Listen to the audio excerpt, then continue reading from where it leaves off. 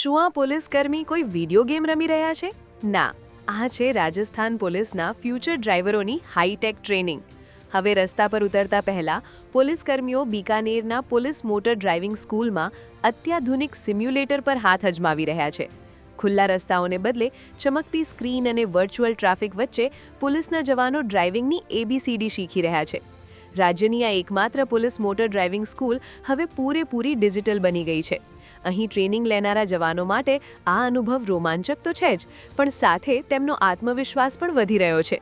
અધિકારીઓનું માનવું છે કે આ ટેકનોલોજીથી ડ્રાઇવિંગ સ્કિલ સુધરશે અને અકસ્માતનું જોખમ ઘટશે.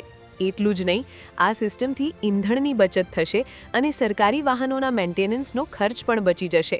इससे सर हमें बहुत फ़ायदा हो रहा है. हम रोड पर चलने मतलब गाड़ी चलाने से पहले हमें इस सिमुलेटर का ये फ़ायदा हो रहा है कि इससे हमें जितने भी सड़क पर आने वाले रोड चिन्ह और सड़क पर होटल वगैरह, जो कोई पेट्रोल पंप वगैरह, जो भी कोई भी सूचना होती है उसके बारे में हमें पहले पता चल जाता है. और फिर हम रोड पर जब गाड़ी लेके ड्राइव करते हैं तो उससे हमें यह फ़ायदा होता है कि पहले हम सिमुलेटर पर चला रखी है तो उससे आगे जाने पर हमें कोई परेशानियों का सामना नहीं करना पड़े.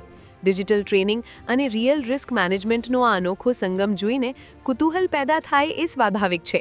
સવાલ એ છે કે શું આવી હાઈટેક ટેકનોલોજી દેશની દરેક ડ્રાઇવિંગ સ્કૂલમાં ફરજિયાત હોવી જોઈએ? શું ટ્રાફિકના નિયમો સુધારવા માટે આવી સિસ્ટમ કારગર સાબિત થશે? તમારો શું વિચાર છે? કોમેન્ટમાં જરૂર જણાવજો.